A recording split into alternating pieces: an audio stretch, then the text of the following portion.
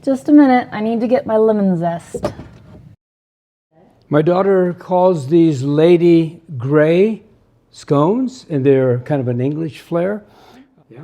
Holiday cheer, I guess. Okay, so I'm going to take 2 cups of flour and put it in this bowl.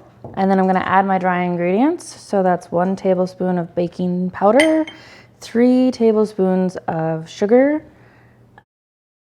And then this is going to be 3.5 teaspoons of an Earl Grey tea leaves. And if you have the kind of the chunky tea leaves, just mortar and pestle them, kind of get it to a nice fine grind. And this is 1/4 teaspoon of salt.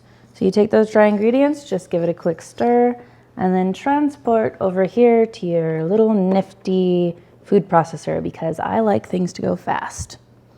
Now you're gonna take 6 tablespoons of cold, kind of cut butter that's unsalted. Unless you want savory, then go ahead and keep it salted.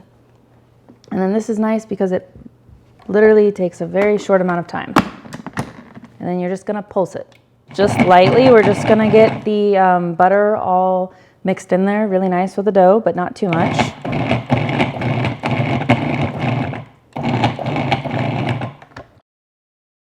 When you kind of handle it, it should look lightly crumbly, but not too crumbly. It's not like a shortbread consistency or a biscuit. It's just a very light.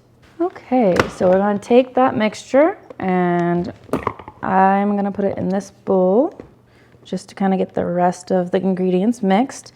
And this is one of my favorite scone recipes because it's not very commonly found. We have our 1/2 cup, it's almost room temperature, 1/2 and a room temperature egg. And then you just mix those together. Consolidation.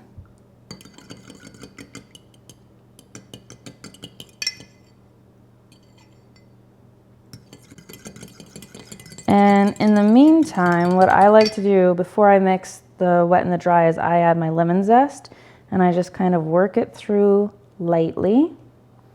And that's the zest of 1 lemon. And then you take this 1/2 cup of 1/2 along with the 1 large egg and you add it to your mixture and you make a little well first. So it's gonna look like this. And then you just lightly mix that, and as you're mixing that, you're gonna take your 1/2 cup of currants and sprinkle it in so it doesn't overmix later when you're trying to distribute. And then you're just lightly trying to get as much of the dry and the wet combined as possible without overmixing. I feel like that should be the title of this, The Last of the Currants. Just kidding. Okay. And now there's still quite a bit of dry and wet that hasn't mixed quite yet, but since we have to knead it anyways, I don't mind a little bit of the mess. So we're gonna move over here.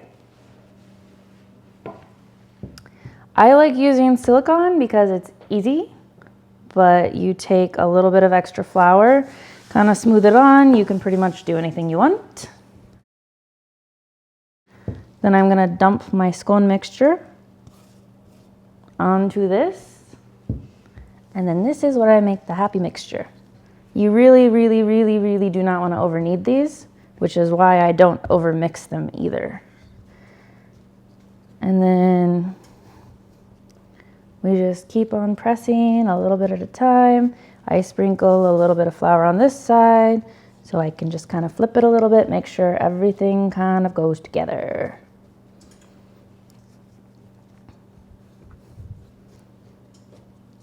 And voila, you have your little scone cake.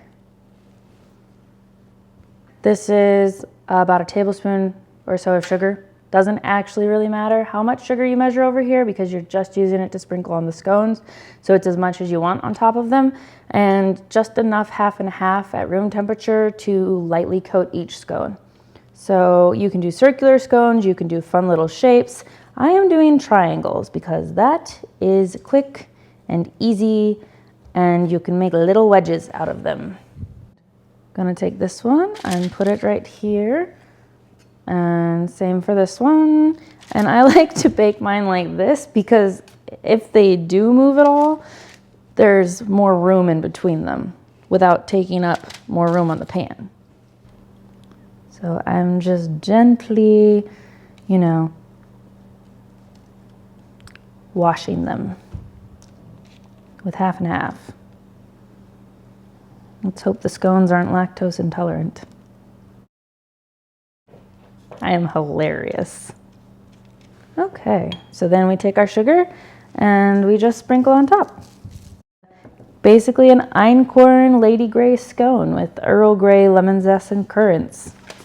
All you need now is a hot cup of Earl Grey with some fresh lemon wedges and honey, or Earl Grey and milk, depending on your preference. So the oven is preheated to 400 degrees, and you're just gonna pop the scones in, and they cook for about 10 to 15 minutes, depending on the efficiency and accuracy of your oven.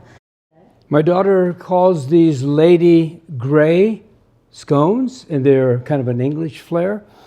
She did use Einkorn. This is jovial Einkorn wheat, and I like to get their name out there because I love what they're doing. They're a wonderful company, and I use it in all my foods. I started using the all-purpose recently for things like scones and getting my kids involved.